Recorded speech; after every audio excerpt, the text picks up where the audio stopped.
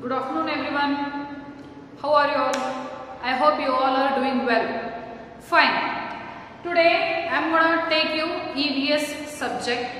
So in this EVS subject, in yesterday's class or in the previous class, we already started your new lesson, that is our clocks. Chapter number 8, our clocks, we already started. And in the previous class, we already came to know why we need importance of the clocks for the human beings. Yes, why we need the clocks, what is the importance of the clocks, how we use the clocks, and in which seasons we will use the which type of clocks.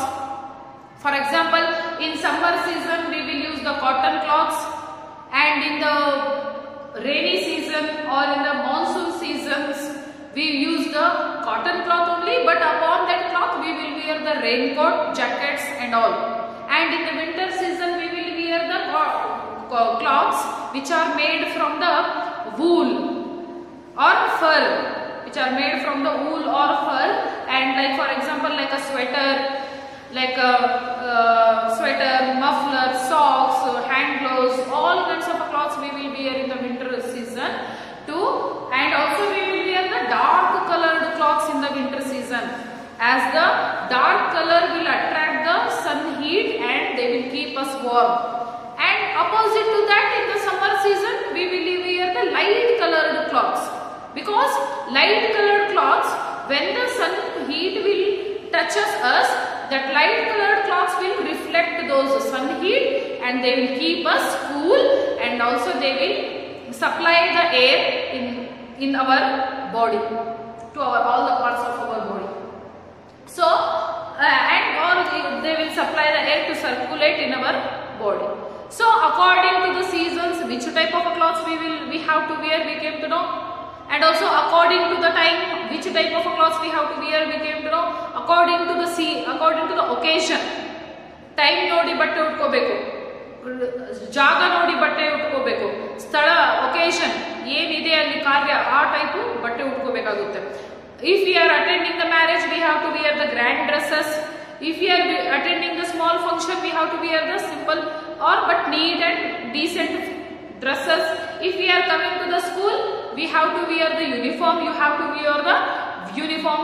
And if you are going for a picnic or trip, you have to wear the casual dresses. And if you are if you are in a home, then you have to wear the normal daily uses dresses, and in the night you have to wear the night dresses. And according to the profession also, so many dresses are there. For example, teachers will wear dresses or saris, doctors will wear white color blazer and coats and dresses. Doctors also having the uniform. When they are doing the operation, they used to wear the green color or blue color dresses. And then also the doctors are having uniform, and teachers in some places they are also having the uniform. And also then we can tell doctors, lawyers also they will wear the black color of a coat upon that. So in each profession, each people who are working, according to their profession, they are also having the uniform. So like this we came to know about the importance of the clocks in the previous class. And in today's class we will see, yes, we all need the clocks, but how these clocks are made. ನಮಗೆಲ್ಲ ಬಟ್ಟೆ ಬೇಕು, but ಬಟ್ಟೆನ ಹೇಗೆ ತಯಾರು ಮಾಡೋದು? How the clocks are made. ಬಟ್ಟೆಗಳನ್ನ ಹೇಗೆ ತಯಾರು ಮಾಡಬೇಕು? Let's see here. Clocks are made from different kinds of a cloth. Different clothes are made from different kinds of a cloth. ಇಷ್ಟೆಲ್ಲ ಬಟ್ಟೆಗಳು ಬೇರೆ ಬೇರೆ ನೀವು ಹಾಕುವಂತಹ ಬಟ್ಟೆಗಳು ಒಂದು ಡಿಫ್ರೆಂಟ್ ಬೇರೆ ಬಟ್ಟೆಗಳನ್ನ ಹಾಕ್ತಿರ ತಾನೆ ನೀವು. ಆ ಬಟ್ಟೆಗಳು ಎಲ್ಲ ಬೇರೆ ತರಹದ ಒಂದು ಬಟ್ಟೆಗಳಿಂದ ಮಾಡಿರ್ತಾರೆ. ಈಗ I will wear the cotton cloths, and my cotton cloth is made from the cotton piece of a cloth. You will wear the woolen cloth, and that woolen cloth is made from the wool, okay. And again I can wear the polyester cloth, that is made from the polyester. And I want to wear the nylon cloth, that is made from the nylon. So like this, different kinds of cloths are made from the different cloth. ಎಲ್ಲ ಉಟ್ಕೊಳ್ಳುವಂತ ಬಟ್ಟೆಗಳು same ಒಂದೇ ಬಟ್ಟೆಯಿಂದ ತಯಾರಾಗೋದಿಲ್ಲ. ಯಾವುದೇ ಬಟ್ಟೆ ಇರಲಿ ತಂದೆ ಆಗಿರ್ತಕ್ಕಂಥ ಬೇರೆ ಬೇರೆ ಬಟ್ಟೆಗಳಿಂದ ತಯಾರಾಗಿರುತ್ತೆ. ಕಾಟನ್ ಇದ್ರೆ ಕಾಟನ್ ನಿಂದ ತಯಾರಾಗುತ್ತೆ, ಕಾಟನ್ ಬಟ್ಟೆ ಇದ್ರೆ ಕಾಟನ್ ನಿಂದ ತಯಾರಾಗುತ್ತೆ. Woollen clothes are there means that is made from the wool. Silk clothes are silk sari, silk dress ಇದ್ರೆ ಅದು ಸಿಲ್ಕ್ ಇಂದ ಮಾಡಿರ್ತಾರೆ. And then like that only nylon ಇದ್ರೆ ನೈಲಾನ್ ಬಟ್ಟೆ ಇದ್ರೆ if the nylon cloths are there means that nylon cloths are made from the nylon. Like this all the cloths are made from the different kinds of a cloth. Cloth is actually made from the fibers. ಹಾಗಾದ್ರೆ ಅದೇ ಒಂದು ಬಟ್ಟೆಯ ತುಣುಕು ಅಲ್ಲಿಂದ ಇಷ್ಟೆಲ್ಲ ಬಟ್ಟೆಯ ತುಣುಕು ತಗೊಂಡು ಅದನ್ನ ಪೀಸ್ ಮಾಡಿ ಡ್ರೆಸ್ ಆಗಿ ಮಾಡ್ತಾರೆ. ಹಾಗಾದ್ರೆ ಆ ಬಟ್ಟೆ ಎಲ್ಲಿಂದ ಬರುತ್ತೆ? ಡ್ರೆಸ್ ತಯಾರು ಮಾಡೋಕೆ ಆ ಬಟ್ಟೆ ಎಲ್ಲಿಂದ ಬರುತ್ತೆ? From where we will get that cotton, sorry, where we will get that cloth? See here, the cloth is actually made from the fibers that are thin threads. ಹಾಗಾದ್ರೆ ಆ ಬಟ್ಟೆ ತುಣುಕು ಎಲ್ಲಿಂದ ಬರುತ್ತೆ ಅಂದ್ರೆ that will come from the fiber. Fiber is nothing but the thin threads. ಅತಿ ತೆಳುವಾಗಿರ್ತಕ್ಕಂಥ ದಾರದ ತರ ಸಿಗುತ್ತೆ, ಹೌದಾ? ಆ ಫೈಬರ್ ಇರುತ್ತೆ, ಆ ಫೈಬರ್ ಇಂದ ಏನ್ ಮಾಡ್ತಾರೆ, ಅತಿ ತೆಳ್ಳಗಾಗಿರ್ತಕ್ಕಂಥ ದಾರಗಳನ್ನ ಬಿಡಿಸಿ ಬಿಡಿಸಿ ಬಿಡಿಸಿ ಆ ದಾರಗಳನ್ನ ಒಂದನ್ನ ಜೋಡಿಸಿ ಜೋಡಿಸಿ ಜೋಡಿಸಿ ಬಟ್ಟೆಗಳನ್ನ ತಯಾರು ಮಾಡ್ತಾರೆ. ಫೈಬರ್ ಇರುತ್ತೆ, ಆ ಫೈಬರ್ ಲಿಂದ ದಾರನ ತೆಗಿತಾರೆ. ಈಗ ಕಾಟನ್ ಫಾರ್ ಎಕ್ಸಾಂಪಲ್, ಯಾವ್ದಾದ್ರು ಕಾಟನ್ ಅನ್ನ ತಗೊಳ್ಳಿ ನೀವು, ಕಾಟನ್ ಅನ್ನ ಹಿಡಿದ್ಬಿಟ್ಟು you stretch it, take one cotton ball and stretch slowly and you can see one thread here. And that thread, so many cotton, from so many cotton, they will remove all the threads, and along after getting all the threads, they will join all the threads, and by joining all the threads in the machine, they will form the one piece of a cloth. So like this, see here, cloth is actually made from the fibers that are thin threads.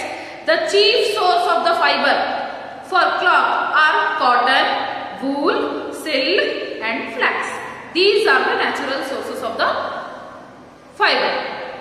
ಹಾಗಾದ್ರೆ ಈ ಬಟ್ಟೆಯ source, ಹಾಗಾದ್ರೆ ಯಾವ ಯಾವ ಬಟ್ಟೆಗಳು ಮುಖ್ಯವಾಗಿ ಇಲ್ಲಿ ಮಾಡ್ತಾರೆ ಅಂದ್ರೆ the chief sources of the cloth are, ಯಾವ ಯಾವ ಬಟ್ಟೆಗಳನ್ನ ತಯಾರು ಮಾಡ್ತಾರೆ ಅಂದ್ರೆ, so for example the main is cotton, cotton ಬಟ್ಟೆಗಳನ್ನ ತಯಾರು ಮಾಡ್ತಾರೆ. ನೆಕ್ಸ್ಟ್ ವೂಲ್, ಉಣ್ಣೆ ಬಟ್ಟೆಗಳನ್ನ ತಯಾರು ಮಾಡ್ತಾರೆ. ಸಿಲ್ಕ್, ಸಿಲ್ಕ್ ಬಟ್ಟೆಗಳನ್ನ ತಯಾರು ಮಾಡ್ತಾರೆ. ಅಂಡ್ ದೆನ್ ಫ್ಲಾಕ್ಸ್, ಫ್ಲಾಕ್ಸ್ ಬಟ್ಟೆಗಳನ್ನ ತಯಾರು ಮಾಡ್ತಾರೆ. That we will get from the flax plant. We will see next. So cotton ಇಂದ ಕಾಟನ್ ಬಟ್ಟೆಗಳನ್ನ ತಯಾರು ಮಾಡ್ತೀವಿ, ವೂಲ್ ಇಂದ ವೂಲನ್ ಬಟ್ಟೆಗಳನ್ನ ತಯಾರು ಮಾಡ್ತೀವಿ, ಸಿಲ್ಕ್ ಇಂದ ಸಿಲ್ಕ್ ಬಟ್ಟೆಗಳನ್ನ ತಯಾರು ಮಾಡ್ತೀವಿ, ಫ್ಲಾಕ್ಸ್ ಇಂದ ಫ್ಲಾಕ್ಸ್ ಬಟ್ಟೆಗಳನ್ನ ತಯಾರು ಮಾಡ್ತೀವಿ. So like this the main sources of the clothes are, you have to remember the main sources of the clothes. ಹಾಗಾದ್ರೆ ಯಾವ ಯಾವ ಬಟ್ಟೆಗಳನ್ನ ನಾವು ಮೇನ್ ಆಗಿ ಈಗ ಉಡ್ತಾ ಇರೋದು, ಯಾವ ಯಾವ ಬಟ್ಟೆಗಳಂದ್ರೆ ಕಾಟನ್. ಅಂಡ್ ನಮ್ಮ ಬಟ್ಟೆಗಳನ್ನ ತಯಾರು ಮಾಡೋದಕ್ಕೆ ಮೇನ್ ಸೋರ್ಸಸ್ ಏನ್ ಬೇಕು ಬಟ್ಟೆಗಳನ್ನು ತಯಾರು ಮಾಡೋದಕ್ಕೆ? Cotton, and then wool, silk, flax. Okay, and then now these are called as natural fibres. Cotton, wool, silk and then flax, these are called as natural fibers because these cotton we will get from the cotton plant. This wool we will get from the skin of the sheep, means we will get from the animal. And then this silk we will get from the silkworm, from the insect. And then flax we will get from the flax plant. That's why we will get these kinds of cloths we are getting from the plants and animals. That's why they are called as natural fibers. ಈ ಬಟ್ಟೆಗಳು cotton, silk ಇದೆಲ್ಲ ನಮಗೆ ಪ್ರಾಣಿಗಳಿಂದ ಮತ್ತೆ ಸಸ್ಯಗಳಿಂದ ಸಿಗ್ತಾ ಇದೆ. ಅದಕ್ಕೆ ನಾವು ಅದನ್ನ ಏನಂತ ಹೇಳ್ತೀವಿ? Natural fibres. That's why we will call them as a natural fibers. So here the cotton plant provides us with the fibers to make the cotton cloths. Cotton plant, hagadre from first one cotton, how we will get the cotton? We will get the cotton from the cotton plant. You can see the cotton plant here. It will look like this only. You can see the cotton plant here, and in this plant you can see the cotton here. Yes, so many cotton are there. So from this plant we have to take out only cotton. Okay, this cotton plant will give us cotton. So ಈ cotton plant ನೋಡಿ ಇಲ್ಲೇ ಬೆಳೆಯುತ್ತೆ, ಅದು ಈ cotton ನಮಗೆ ಈ cotton plant ಕೊಡುತ್ತೆ. ಈ ಗಿಡದಲ್ಲಿ ಈ ಒಂದು ಸಸ್ಯದಲ್ಲಿ ಬೆಳೆದಿರ್ತಕ್ಕಂಥ ಕಾಟನ್ ನಾವು ತಗೊಂಡ್ ಬರ್ಬೇಕು, ಎಲ್ಲ ಕಲೆಕ್ಟ್ ಮಾಡಿ. We have to collect all the cotton from the cotton plant and then that we have to bring it, that is only the fiber. Okay, cotton plant provides us fiber to make the cotton cloths. ಆ cotton plant ಇಂದ ಗಿಡದಿಂದ cotton ಅನ್ನ ತಗೊಂಡ್ಬಂದು ಎಲ್ಲ ಇಟ್ಕೋಬೇಕು. That is nothing but the fibre. And from that cotton we have to take out the thin threads or yarns. ಅದರಿಂದ ಉಣ್ಣೆಗಳನ್ನ ಎಲ್ಲ ಆ ಒಂದು ಕಾಟನ್ ಗಳನ್ನ ಹತ್ತಿನ ಎಲ್ಲ ಇಟ್ಕೊಂಡ್ಬಿಟ್ಟು ಏನ್ ಮಾಡ್ಬೇಕು, we have to separate all the cotton. We have to take out from that. ಆ ಕಾಟನ್ ಬಾಲ್ಸ್ ಏನಿರುತ್ತಲ್ಲ ಅಲ್ಲಿಂದ ಒಂದೊಂದೇ ಎಳಿ ಅಂತ ಹೇಳಿ ಎಲ್ಲಾ ಥ್ರೆಡ್ಸ್ ಗಳನ್ನ ಬಿಚ್ಚಿಬಿಟ್ಟು ಅಲ್ಲಿಂದ ಆ ಥ್ರೆಡ್ಸ್ ಗಳನ್ನೆಲ್ಲ ನೀಟ್ ಮಾಡಿ ಜೋಡಿಸ್ಬಿಟ್ಟು ಅವಾಗ ಒಂದು ಬಟ್ಟೆಯನ್ನ ತಯಾರು ಮಾಡೋಕೆ ಬರುತ್ತೆ. So this cotton plant provide us cotton fibre to make the cotton clothes. ಈ ಕಾಟನ್ ಪ್ಲಾಂಟ್ ಏನಿದೆಯಲ್ಲ, ಕಾಟನ್ ಹತ್ತಿ ಸಸ್ಯ ಏನಿದೆಯಲ್ಲ, ಆ ಒಂದು ಸಸ್ಯ ಅಥವಾ ಆ ಒಂದು ಗಿಡದಿಂದ ನಾವು ಕಾಟನ್ ಅನ್ನ ತಗೊಂಡು ಕಾಟನ್ ಬಟ್ಟೆಗಳನ್ನ ತಯಾರು ಮಾಡ್ತೀವಿ. ಕಾಟನ್ ಗಿಡದಿಂದ ಕಾಟನ್ ಅನ್ನ ತಗೊಂಡ್ಬಿಟ್ಟು ಆ ಕಾಟನ್ ನಿಂದ ಬಟ್ಟೆಗಳನ್ನ ತಯಾರು ಮಾಡ್ತೀವಿ. Next we get wool from the soft hair of the sheep. ಹಾಗಾದ್ರೆ ಕಾಟನ್ ನಮಗೆ ಗಿಡದಿಂದ ಸಿಗುತ್ತೆ. ಆ ಕಾಟನ್ ತಗೊಂಡ್ಬಂದು ನಾವು ಕಾಟನ್ ಬಟ್ಟೆಗಳನ್ನ ತಯಾರು ಮಾಡ್ತೀವಿ. ಇವಾಗ ವೂಲ್ ಬಟ್ಟೆಗಳನ್ನ ಹೇಗೆ ತಯಾರು ಮಾಡ್ತೀವಿ, ಉಣ್ಣೆ ಬಟ್ಟೆಗಳನ್ನ ಹೇಗೆ ತಯಾರು ಮಾಡ್ತೀವಿ, like your sweaters, mufflers and all that wool we will get from the soft skin or soft hair of the sheep. ಬೆಳ್ಳಗಿರ್ತಕ್ಕಂಥ ಒಂದು ನೋಡಿ, you can tell, we cannot tell ಟಗರು, we can tell sheep. You can tell sheep. I think you have seen the sheep. So here sheep, we have to take the hairs of the sheep. ಹೌದಾ? So ಆಡು, ಮೇಕೆ, ಕುರಿ ಇರುತ್ತೆ ನೋಡಿ. ಆ ಕುರಿಗಳ ಒಂದು ಹೈಟ್ ಇರ್ತಕ್ಕಂಥ ಕುರಿಗಳು ಇರ್ತಾವಲ್ಲ, ಆ ಒಂದು ಕುರಿಗಳ ಒಂದು ಮೇಲೆ ಇರ್ತಕ್ಕಂಥ ಸಾಫ್ಟ್ ಹೇರ್ಸ್, ಬಹಳಷ್ಟು ಹೇರ್ಸ್ ಇರುತ್ತೆ ಅವು ಬಾಡಿ ಮೇಲೆ. They were having so much of hair on their body, right? We have to take out their soft, those hairs are very soft. ಆ ಕುರಿಗಳ ಮೇಲೆ ಇರ್ತಕ್ಕಂಥ ಕೂದಲು ಬಹಳ ಸಾಫ್ಟ್ ಇರುತ್ತೆ. So we have to take out all the soft hair from the sheep. Okay, and then it is made into woolen cloths. ಆ ಕುರಿಗಳಿಂದ ಎಲ್ಲ ಬಾಡಿ ಮೇಲೆ, ಕುರಿಗಳ ಬಾಡಿ ಮೇಲೆ ಇರ್ತಕ್ಕಂಥ ಎಲ್ಲ ಸಾಫ್ಟ್ ಇರ್ತಕ್ಕಂಥ ಸ್ಕಿನ್, ಸಾರಿ ಹೇರ್ಸ್. ಓಕೆ, ಆ ಹೇರ್ಸ್ ಗಳನ್ನ ತಗೊಂಡ್ಬಿಟ್ಟು ಕೂದಲುಗಳನ್ನೆಲ್ಲ ಕಟ್ ಮಾಡ್ಕೊಂಡು ತಗೊಂಡು that will be very soft and we have that is considered as a woolen, and we can along by taking the help of that we can make the woolen cloths. ಕುರಿಗಳ ಒಂದು ಕೂದಲುಗಳನ್ನ ತಗೊಂಡ್ಬಿಟ್ಟು ನಾವೇನ್ ಮಾಡಬಹುದು, ನಾವು woollen ಬಟ್ಟೆಗಳನ್ನ ತಯಾರು ಮಾಡಬಹುದು. First once cotton ಅನ್ನ, ಕಾಟನ್ ಗಿಡದಿಂದ ಕಾಟನ್ ತಗೊಂಡ್ಬಿಟ್ಟು ಕಾಟನ್ ಬಟ್ಟೆಗಳನ್ನ ತಯಾರು ಮಾಡಬೇಕು. ಅಂಡ್ ದೆನ್ ವುಲನ್ ಕ್ಲಾತ್ಸ್, ಕುರಿಗಳ ಒಂದು from the hair of the skin we have to take the hairs only, and with the help of those hairs we have to make the woolen cloths. And next, the source of the silk fibers is the silkworm. ಈಗ silk ಬಟ್ಟೆಗಳನ್ನ ಹೇಗೆ ಮಾಡಬೇಕು, cotton ಬಟ್ಟೆ ಆಯಿತು, woollen ಬಟ್ಟೆ ಆಯಿತು. ನಾವು how we have to do the silk clothes.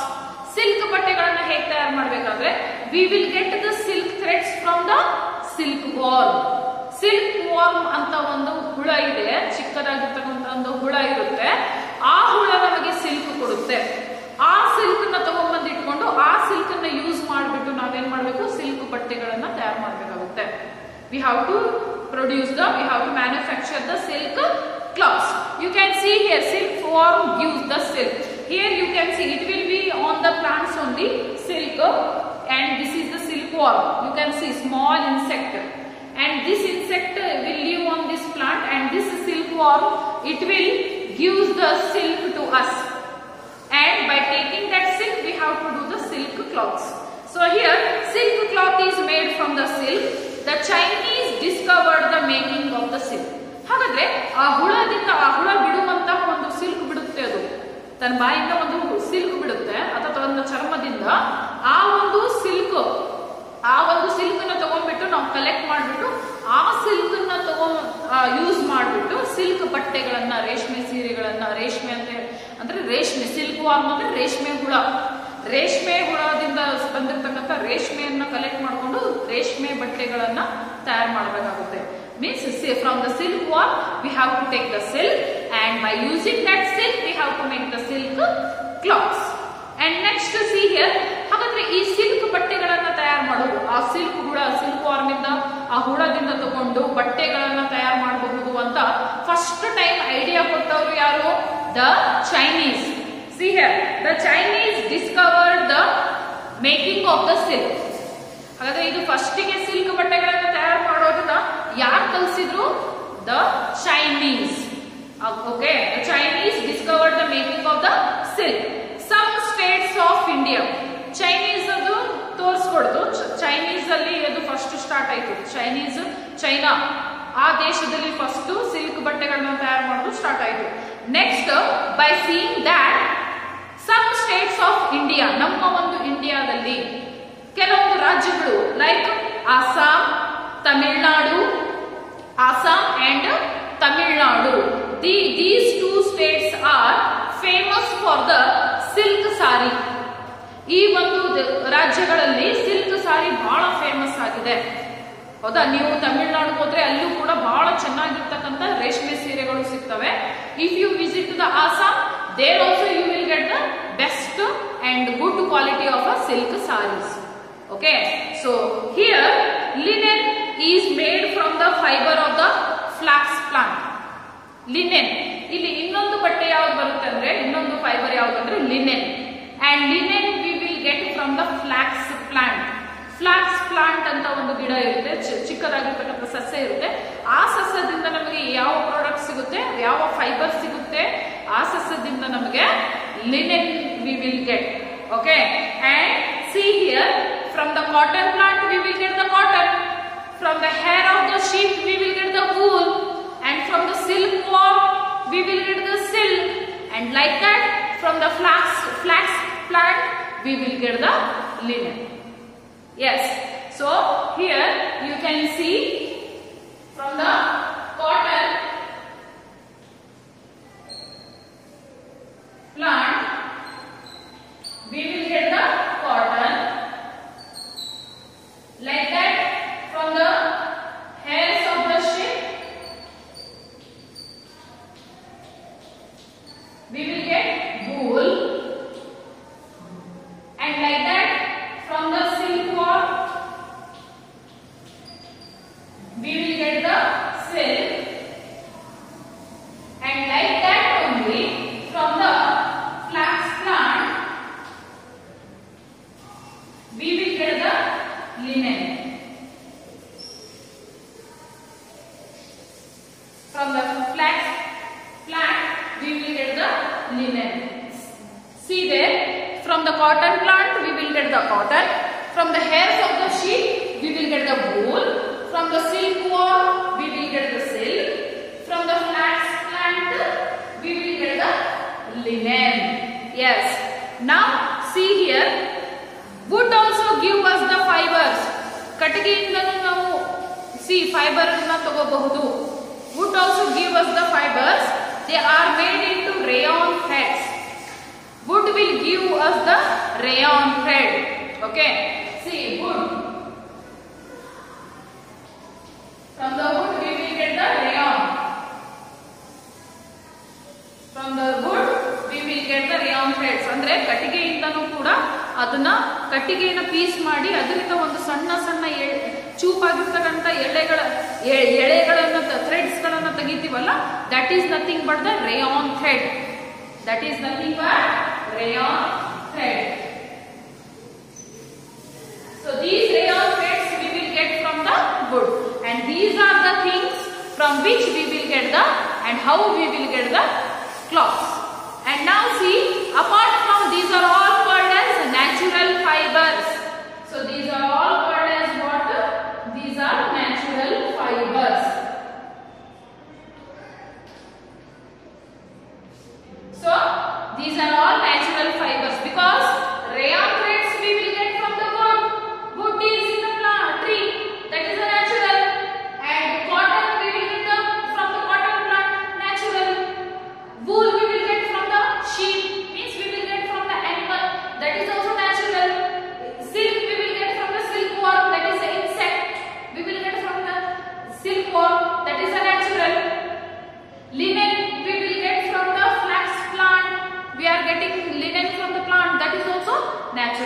why, see, these all cotton, wool, silk, linen, and then rayon, these all we will get from the different kinds of plants and animals and insects. That's why they are called as natural fibers. And some here, apart from natural sources, there are also artificial fibers made by the machine. ಇಷ್ಟೇ ಅಲ್ಲ, natural fibre ಅಷ್ಟೇ ಅಲ್ಲ, ಇದು machine ಇಂದ ಮಾಡಿರ್ತಕ್ಕಂಥ artificial fibres ಗಳು ಲಭ್ಯವಿದೆ. So now artificial fibers also available nowadays. And see here, those artificial fibers are made by the machines, and they are also called as synthetic fibers. Artificial fibers ಏನಂತ ಹೇಳ್ತಾರೆ? Synthetic fibers. These are natural fibers which we will get from the plants and animals, and these are synthetic fibers which are made from the machines or which are made from the chemicals. So see, natural fibers we will get from the plants and animals, but synthetic fibers we will get from the chemicals. Synthetic fibers we will get from chemicals. So which are the synthetic fibers? See here, polyester,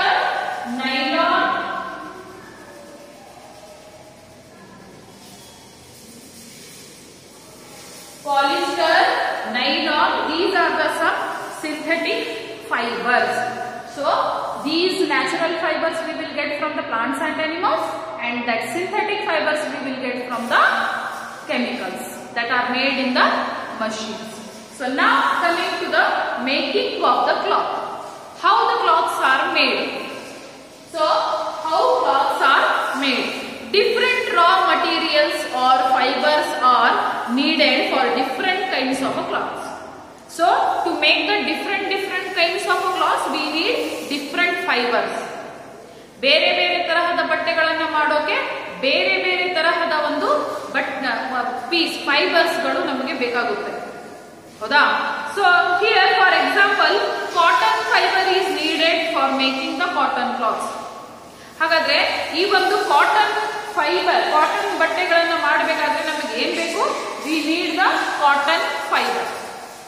ಈಗ cotton ಬಟ್ಟೆಗಳನ್ನು ನಾನು ಮಾಡಬೇಕು ಅಂತ ಹೇಳಿ silk ನ ತಗೊಂಡು ಮಾಡೋಕ್ಕಾಗುತ್ತಾ? No, it is not possible.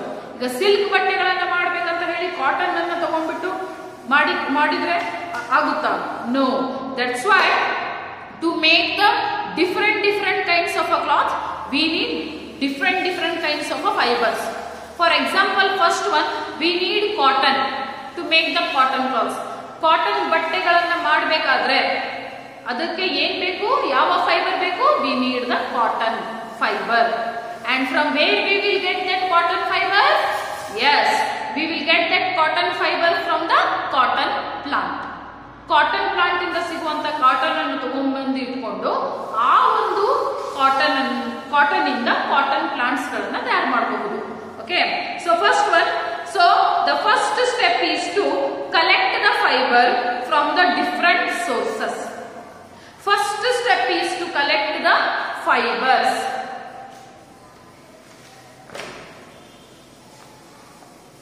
So first step is collecting the fibers. First steps.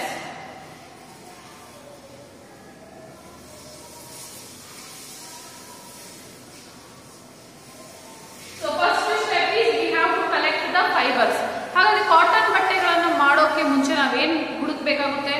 ಏನ್ ಸರ್ಚ್ ಮಾಡಬೇಕಾಗುತ್ತೆ? What we have to collect? Yes, we have to collect so much of a cotton. ಹೌದಾ?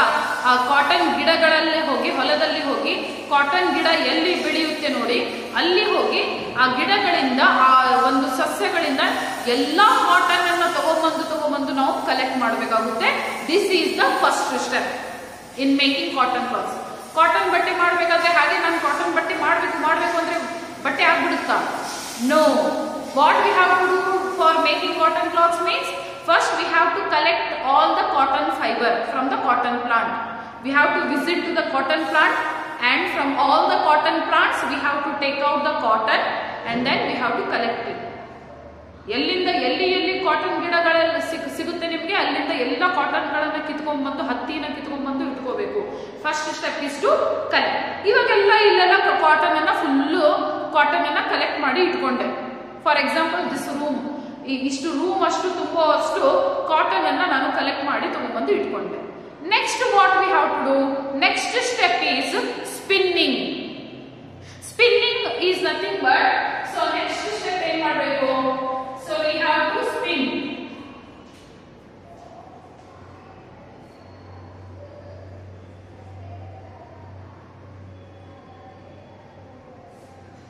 So next step is spinning. Spinning makes the fiber into the yarn or thread. This is done by the machines in the factories or even by the spinning with the charkha at home. So spinning ಅಂದ್ರೆ next ಆ ಎಲ್ಲ cotton ಬಟ್ಟೆಗಳ ಹತ್ತಿಯನ್ನ ತಗೊಂಡ್ಬಂದು ಇಟ್ಟಾಗ cotton fibre ಅನ್ನ ಎಲ್ಲ collect ಮಾಡಿದಾದ್ಮೇಲೆ ಆ ಎಲ್ಲ ಕಾಟನ್ ಫೈಬರ್ ಅನ್ನ ನಾವೇನ್ ಮಾಡ್ಬೇಕಾಗುತ್ತೆ, ಸ್ಪಿನ್ ಮಾಡಬೇಕಾಗುತ್ತೆ. ಸ್ಪಿನ್ ಅಂದ್ರೆ spin makes the fibre into yarn or threads. ಈ ಸ್ಪಿನ್ನಿಂಗ್ ಅಂದ್ರೆ ಆ ಸ್ಪಿನ್ ಅನ್ನ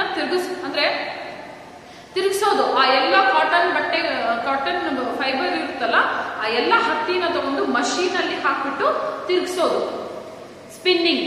ಓಕೆ, ತಿರುಗಿಸೋದು. ಆ ಹೇಗೆ ಎಲ್ಲ ಮಷೀನ್ ಅಲ್ಲಿ ಕಾಟನ್ ತಿರುಗ್ತಾ ಹೋಗುತ್ತೆ, ಅಲ್ಲಿಂದ ಮಷೀನ್ ಹೊರಗಡೆ ಏನ್ ಬರ್ತಾ ಹೋಗುತ್ತೆ, ಥಿನ್ ಯಾರ್ನ್ ಅಥವಾ ಥಿನ್ ಥ್ರೆಡ್, ಒಂದು ದಾರ ತರ ಬರ್ತಾ ಬರ್ತಾ ಬರ್ತಾ ಹೋಗುತ್ತೆ. ಹೇಗೆ ನಾವು ಎಲ್ಲ ಕಾಟನ್ ಅನ್ನು ತಗೊಂಡು ಆ ಮಷೀನ್ ಅಲ್ಲಿ ಹಾಕ್ಬಿಟ್ಟು ಸ್ಟಾರ್ಟ್ ಮಾಡಿದ್ರೆ it will start spinning. How it will spin, it will give us the thin yarn are the thread. ಹೇಗೆ ತಿರುಗುತ್ತೆ ಹಾಗೆ ಹೊರಗಡೆ ಅತಿ ತೆಳ್ಳು ಇರ್ತಕ್ಕಂಥ ದಾರ ಬರ್ತಾ ಬರ್ತಾ ಬರ್ತಾ ಹೋಗುತ್ತೆ. This spinning is done by the big machines in the factories. ಈ ಫ್ಯಾಕ್ಟರಿಯಲ್ಲಿ ದೊಡ್ಡ ಸ್ಪಿನ್ನಿಂಗ್ ಮಾಡ್ತಕ್ಕಂಥ ಬಟ್ಟೆಗಳು ಸ್ಪಿನ್ನಿಂಗ್ ಮಾಡುವಂತ ಮಷೀನ್ಗಳು ಇರ್ತವೆ, ಹೌದಾ. ಸೊ ಇಷ್ಟು ಗಟ್ಟಲೆ ಕೆಜಿ ಗಟ್ಟಲೆ ಹತ್ತಿನ ಕೆಜಿ ಗಟ್ಟಲೆ ಕಾಟನ್ ಅನ್ನ ತಗೊಂಡ್ಬಿಟ್ಟು ಆ ದೊಡ್ಡ ಮಷೀನ್ ಅಲ್ಲಿ ಹಾಕ್ಬಿಡ್ತಾರೆ. ಆ ಮಷೀನ್ ಅಲ್ಲಿ ಹಾಕಿದ ತಕ್ಷಣ that machine will spin, that will rotate. How it will rotate, it will give us the yarn or thread. Rotate ಆಗಿ ಆ ಕಾಟನ್ ಎಲ್ಲಾನು ಅದನ್ನೆಲ್ಲ ಸ್ಮ್ಯಾಶ್ ಮಾಡ್ಬಿಡುತ್ತೆ ಒಳಗಡೆ ಮಷೀನ್. ಸ್ಮ್ಯಾಶ್ ಮಾಡಿ ಅದನ್ನು ಉದ್ದ ಮಾಡಿ ಅದ್ರ ಒಂದೊಂದೇ ಎಳೆಗಳನ್ನ ನಮಗೆ ಕೊಡುತ್ತೆ. That is nothing but the yarn. ಎಳೆ ಬರುತ್ತಲ್ಲ ಅದು ಥ್ರೆಡ್ ಅಂತಾನು ಹೇಳ್ತಾರೆ, ಅದಕ್ಕೆ ಯಾರ್ನ್ ಅಂತಾನು ಹೇಳ್ತಾರೆ. And this spinning process is made by the machines in the big factories, or else you can make it in the home only by using the device called charkha. I think you have seen who first were using that charkha. Our great leader, a father of our nation, Mahatma Gandhi ji. He was using the charkha to separate the fibers, to separate the yarn or threads from the fiber. Yes no, ಈ ಒಂದು process ಮಾಡೋಕೆ ನೀವು ಚರಕ ಇರುತ್ತಲ್ಲ ಅದನ್ನು ಕೂಡ ತಗೊಂಡು ನೀವು ಅದರಲ್ಲಿ ಹತ್ತಿ ಅಥವಾ ಕಾಟನ್ ಅನ್ನ ಹಾಕ್ಬಿಟ್ಟು ಅದನ್ನು ಸ್ಪಿನ್ ತಿರುಗಿಸ್ತಾ ಹೋದಾಗೆಲ್ಲ ಅದ್ರ ಒಳಗಡೆಯಿಂದ ಏನ್ ಬರುತ್ತೆ, ತೆಳುವು ಇರ್ತಕ್ಕಂಥ ಒಂದು ದಾರ ಬರ್ತಾ ಹೋಗುತ್ತೆ. Okay, charkha you can say.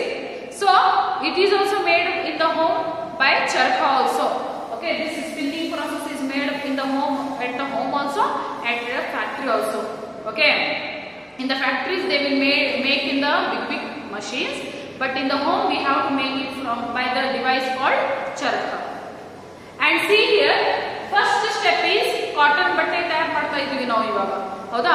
First cotton ಬಟ್ಟೆನ ತಯಾರು ಮಾಡಬೇಕಾದ್ರೆ ಫಸ್ಟ್ ಸ್ಟೆಪ್ ಏನಿದೆ, first we have to collect all the cotton fiber from the cotton plants. Next step is all the cotton we have to put in the machine and we have to make it to spin.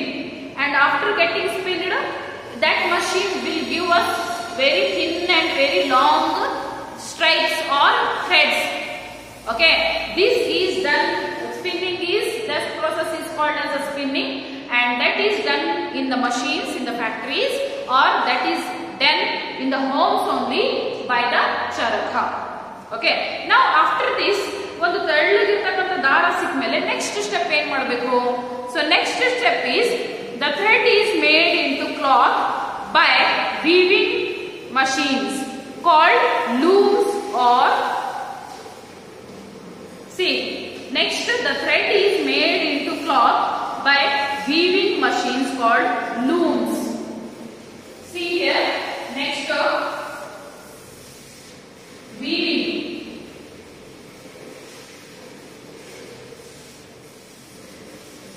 So weaving next ಇವಾಗೆಲ್ಲ spinning ಆದ ತಕ್ಷಣನೇ ಎಲ್ಲ ಉದ್ದ ಇರತಕ್ಕಂಥ ದಾರ ಬಂದ್ಬಿಡುತ್ತೆ ಕೈಯಲ್ಲಿ. ಆ ದಾರ ಬಂದ ತಕ್ಷಣ ಏನ್ ಮಾಡ್ಬೇಕು ಅದನ್ನ next we have to the thread is made into cloth by weaving machine. ಆ ದಾರಗಳನ್ನ ತಗೊಂಡು ಒಂದೊಂದು ದಾರಗಳನ್ನ ಜೋಡಿಸ್ತಾ ಹೋಗಿ ಒಂದು ಬಟ್ಟೆಯಾಗಿ ತಯಾರು ಮಾಡಬೇಕು. ಅದು ಹೇಗೆ ಮಾಡೋಕೆ ಸಾಧ್ಯ ಅಂದ್ರೆ by weaving machine. Weaving machine ಅಂತ ಬರುತ್ತೆ. ಆ weaving machine is nothing but looms. Looms ಅನ್ನೋ ಒಂದು ಮಷೀನ್ ಏನ್ ಮಾಡುತ್ತೆ, ಆ ಕಾಟನ್ ಇಂದ ಬಂದಿರತಕ್ಕಂತ ಆ ಸ್ಪಿನ್ನಿಂಗ್ ಇಂದ ಬಂದಿರತಕ್ಕಂತ ಎಲ್ಲಾ ದಾರಗಳನ್ನ ತಗೊಂಡ್ಬಿಟ್ಟು ಈ ಮಷೀನ್ ಅಲ್ಲಿ ಹಾಕ್ಬಿಟ್ರೆ ದಾರಗಳನ್ನ ಆ ಒಂದೊಂದೇ ದಾರ ತಗೊಂಡ್ಬಿಟ್ಟು ಈ ವೀವಿಂಗ್ ಮಷೀನ್ ಲೂಮ್ಸ್ ಈ ಒಂದೊಂದೇ ದಾರನ ತಗೊಂಡ್ಬಿಟ್ಟು ಅದು ಕರೆಕ್ಟ್ ಆಗಿ ಒಂದೊಂದು ದಾರ ಜೋಡಿಸಿ ಒಂದು ದಾರ ತಗೊಂಡು ಇನ್ನೊಂದು ದಾರಕ್ಕೆ ಜಾಯಿಂಟ್ ಮಾಡ್ತಾ ಜೋಡಿಸ್ಬಿಟ್ಟು ಅದು ಒಂದು ಬಟ್ಟೆ ತರ ತಯಾರು ಮಾಡುತ್ತೆ.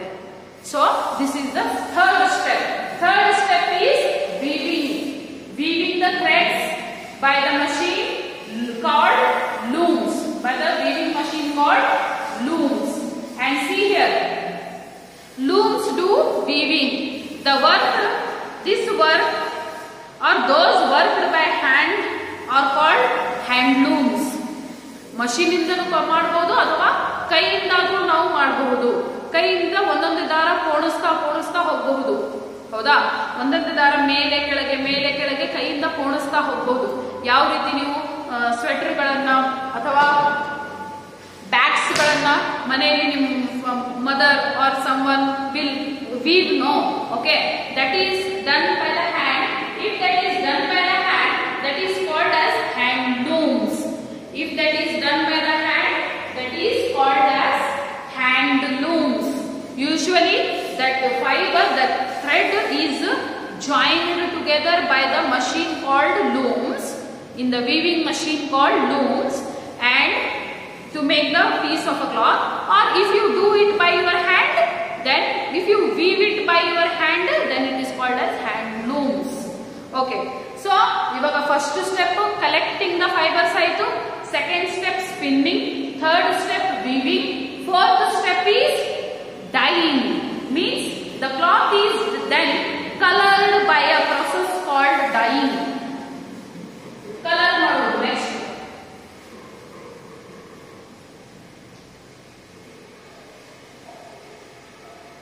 Dyeing means ಬಟ್ಟೆ ತಯಾರಾಯ್ತು. ಇವಾಗ ವೀವಿಂಗ್ ಇಂದ ಮಷೀನ್ ಅಲ್ಲಿ ಒಂದಕ್ಕೊಂದು ದಾರ ಪೋಣಿಸ್ಬಿಟ್ಟು ಬಟ್ಟೆ ತಯಾರಾಯ್ತು. ಈಗ ಬಟ್ಟೆ ವೈಟ್ ಇರುತ್ತೆ. ಫಸ್ಟ್ ಆ ಬಟ್ಟೆನ ಕಾಟನ್ ಅಲ್ವಾ, ಮತ್ತೆ ವೈಟ್ ಇರುತ್ತೆ. ಆ ಬಟ್ಟೆಗೆ ಕಲರ್ ಕೊಡ್ಬೇಕಲ್ಲ. So next step is colouring the cloth or dyeing the cloth. So in this the cloth is then coloured by a process called dyeing. ಆ ಕಲರ್ ಬಟ್ಟೆಗಳನ್ನ ಕಲರ್ ಮಾಡುವಂತಹ ಪ್ರಾಸೆಸ್ಗೆ ಏನಂತ ಹೇಳ್ತಾರೆ, ಡೈಯಿಂಗ್ ಅಂತ ಹೇಳ್ತಾರೆ. Next, cloth is dipped into a big containers of hot colored water. It is then dried. Sometimes threads are dyed before being woven. ಆ ಟೈಮಲ್ಲಿ ಏನಾಗುತ್ತೆ ಅಂದ್ರೆ, see here, ಈಗ next we have to do the dyeing. ಆ ಬಟ್ಟೆ ತಯಾರಾಗುತ್ತೆ. Weaving ಆದ ತಕ್ಷಣ, ಬಟ್ಟೆ ತಯಾರಾದ ತಕ್ಷಣ ಒಂದು ದೊಡ್ಡ ಕಂಟೈನರ್ಸ್ ಬ್ಯಾರಲ್ಗಳನ್ನ ಇಟ್ಟಿರ್ತಾರೆ. ಆ ಬ್ಯಾರಲ್ಗಳಲ್ಲಿ ನೀರು ಹಾಕಿ ಕುದಿಸಿರ್ತಾರೆ. ಪಿಂಕ್ ಕಲರ್ ಬೇಕಂದ್ರೆ ಆ ನೀರಲ್ಲಿ ಪಿಂಕ್ ಕಲರ್ ನ ಆಡ್ ಮಾಡಿರ್ತಾರೆ. ಇನ್ನೊಂದು ಬ್ಯಾರಲ್ ಅಲ್ಲಿ green colour, in another barrel red colour, in another barrel purple colour. ಇವಾಗ ಈ ಬಟ್ಟೆ ತಯಾರಾದ ತಕ್ಷಣ ನಿಮಗೆ ಯಾವ ಕಲರ್ ಬಟ್ಟೆ ತಯಾರು ಮಾಡ್ಬೇಕಂದ್ರೆ ಅವ್ರಿಗೆ ಯಾವ ಕಲರ್ ಬಟ್ಟೆ ತಯಾರು ಮಾಡೋದು ಇರುತ್ತೆ ನೋಡಿ. If he wants to or she wants to do the color of a pink color, if they needs means ಆ ಒಂದು ಬಟ್ಟೆ ತಯಾರಾಗಿರುತ್ತಲ್ಲ ಅದನ್ನು ತಗೊಂಡು ಹೋಗಿ ಹಾಟ್ ಕಲರ್ಡ್ ವಾಟರ್, ಕುದಿಯುವಂತ ಬ್ಯಾರಲ್ ಅಲ್ಲಿ ಇರ್ತಕ್ಕಂಥ ಕುದಿಯುವಂತಹ ಗುಲಾಬಿ ಪಿಂಕ್ ಕಲರ್ ಬಣ್ಣದ ಒಂದು ನೀರಲ್ಲಿ ಈ ಬಟ್ಟೆನ, ವೈಟ್ ಬಟ್ಟೆನ ಅದನ್ನ ಅದರಲ್ಲಿ ಮುಳುಗಿಸಿ ಎದ್ದೇಳಿಸಿ. See we have to dip in that. Okay, ಅದನ್ನ ಅದರಲ್ಲಿ ಬಿಟ್ಬಿಡ್ಬೇಕು ಸ್ವಲ್ಪ ಹೊತ್ತು. ಆ ಬಟ್ಟೆ ಪೂರ್ತಿ ಆ ಪಿಂಕ್ ಕಲರ್ ಹಿಡಿಯೋವರೆಗೂ ಆ ಒಂದು ನೀರಲ್ಲಿ ಬಿಟ್ಟು ಬಿಡಬೇಕು. ನೀರಲ್ಲಿ ಬಿಟ್ಟು ಸ್ವಲ್ಪ ಸಮಯದ ಮೇಲೆ after some time we have to take it out. ಅದನ್ನ ಮೇಲೆಗೆ ತಗೊಂಡು ಅದನ್ನ ಒಣಗೋಕೆ ಹಾಕ್ಬಿಡ್ಬೇಕು. To keep we have to keep it for a drying. ಅದನ್ನ ಒಣಗೋಕೆ ಹಾಕ್ಬಿಡ್ಬೇಕು. ಹಾಗೆ ಅದನ್ನ ತಗೊಂಡು ಫೋಲ್ಡ್ ಮಾಡೋದು ಈ ರೀತಿ ಮಾಡಬಾರ್ದು. So when we in the big container coloured water, hot water will be there and you have to take that white colored cloth which is weaved, which is ready, and we have to dip in that, and after dipping that we have to hang it for the dry. ಒಣಗಿಸೋಕೆ ಅದನ್ನ drip ಮಾಡಿದ ಹಿಂದನೆ ತಗೊಂಡು ಒಂದು ದೊಡ್ಡ ದಾರದ ಮೇಲೆ ಒಣಗೋಕೆ ಬಿಟ್ಬಿಡ್ಬೇಕು. ಆ ಒಣಗಿದ ತಕ್ಷಣ ಏನು, ಯಾಕೆ ಒಣಗೋಕೆ ಬಿಡಬೇಕು? why we have to leave it for the dry means as soon as it will dry all the color will suck, that cotton will suck all the color. ಆ ಬಟ್ಟೆ, ವೈಟ್ ಬಟ್ಟೆ ಏನಿರುತ್ತೆ ನೋಡಿ, ಆ ಕಲರ್ ಅಲ್ಲಿ ಡಿಪ್ ಮಾಡಿ ಅದನ್ನ ಒಣಗೋಕ್ ಹಾಕಿದ್ರೆ ಆ ಬಟ್ಟೆ ಎಲ್ಲ ಬಣ್ಣನ ಹೀರ್ಕೊಂಡ್ಬಿಟ್ಟು ಆ ಬಣ್ಣ ಫಿಕ್ಸ್ ಆಗ್ಬೇಕು, ಆ ರೀತಿ ಮಾಡ್ಬಿಡುತ್ತೆ. That's why next step is dyeing. And now comings to the next, sometimes cloth is printed with beautiful patterns by a process called printing. ಈಗ ಕಲರ್ ಆಯ್ತು, ಬಟ್ಟೆ ತಯಾರಾಯ್ತು, ಕಲರ್ ಆಯ್ತು, ಆದ್ರೆ ಸಾದಾ ಇದೆ ಬಟ್ಟೆ, ಸಿಂಪಲ್ ಇದೆ ಬಟ್ಟೆ. ಇದ್ರ ಮೇಲೆ ಏನಾದ್ರೂ ಪ್ರಿಂಟ್ ಮಾಡ್ಬೇಕಲ್ಲ, ಇದು ಬಟ್ಟೆ ಚೆನ್ನಾಗಿ ಕಾಣಬೇಕು, ಅದಕ್ಕೆ ಇದ್ರ ಮೇಲೆ ಏನಾದ್ರೂ ಪ್ರಿಂಟ್ ಮಾಡ್ಬೇಕಲ್ಲ. So next step is printing.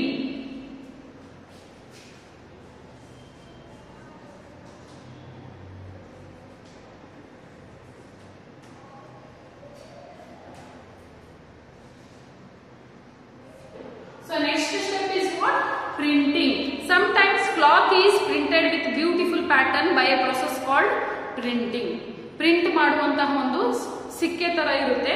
ಆ ಬಟ್ಟೆನ ಹಾರಿಸ್ಬಿಟ್ಟು ಆ ಪ್ರಿಂಟ್ ಏನ್ ಮಾಡ್ಬೇಕು, ಒಂದ್ ಲೇಸರ್ ಲೈಟ್ ಇಂದ ಅಥವಾ ಏನ್ ಮಾಡ್ತಾರೆ, ಆ ಪ್ರಿಂಟ್ ಮಾಡುವಂತಹ ಒಂದು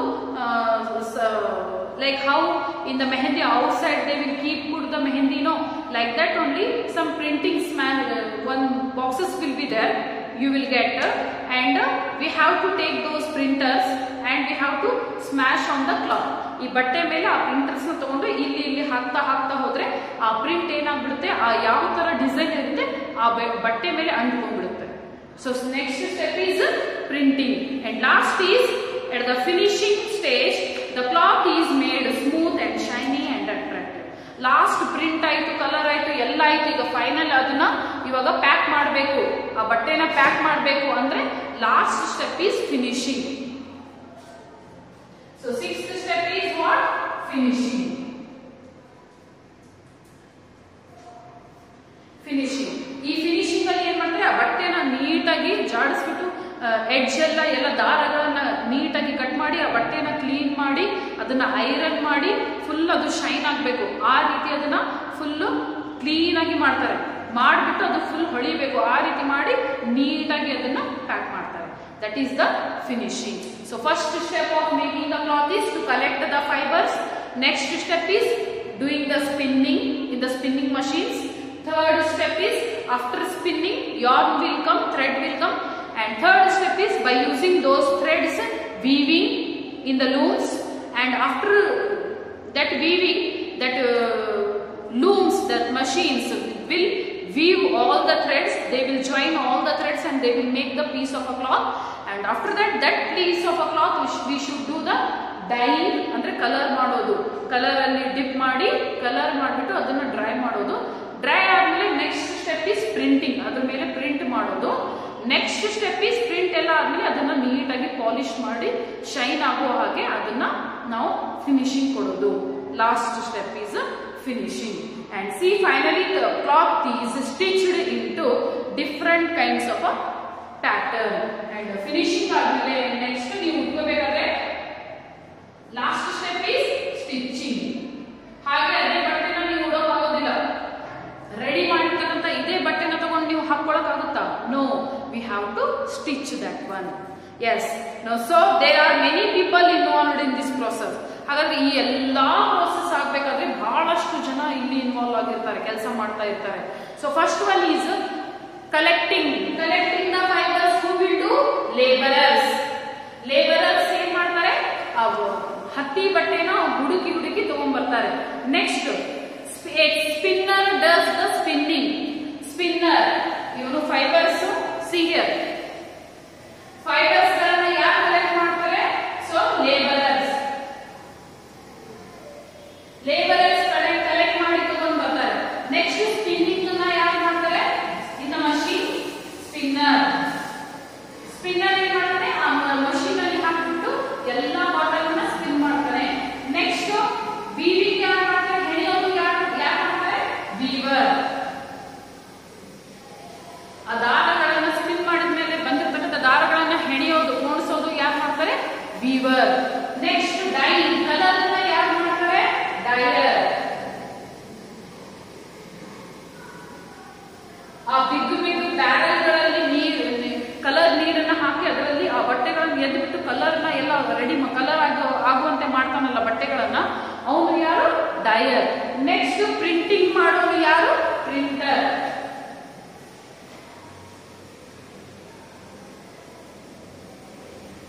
ಪ್ರಿಂಟರ್. ಅಂಡ್ ಫಿನಿಶಿಂಗ್ ಮಾಡೋನು ಫಿನಿಶರ್.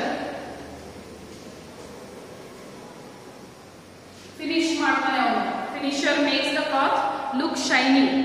ಲಾಸ್ಟ್ ಸ್ಟಿಚಿಂಗ್ ಮಾಡೋನು ಯಾರು, ಟೇಲರ್.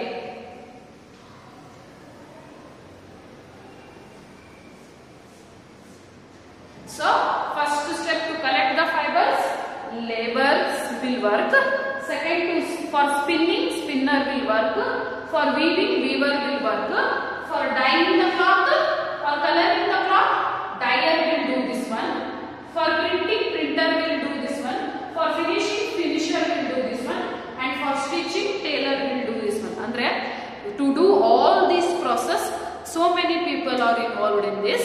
ಪ್ರತಿಯೊಂದು ಕೆಲಸಕ್ಕೂ ಪ್ರತಿಯೊಬ್ಬ ಅಲ್ಲಿ ಇದ್ದೇ ಇರ್ತಾನೆ ಕೆಲಸ ಮಾಡೋಕೆ, ಹೌದಾ. Labours and then spinner, weaver, dyer, printer and then finisher and also ಲಾಸ್ಟ್ಗೆ ಬಟ್ಟೆನ ಸ್ಟಿಚ್ ಮಾಡಿ ನಿಮ್ಗೆ ಯಾವ ತರ ಬೇಕು ಆ ಬಟ್ಟೆಗಳನ್ನ ಸ್ಟಿಚ್ ಮಾಡಿ ರೆಡಿ ಮಾಡಿ ನಿಮ್ಗೆ ಕೊಡೋರು ಯಾರು, that is a tailor. This is whole process of how we should make how the cloths are being made.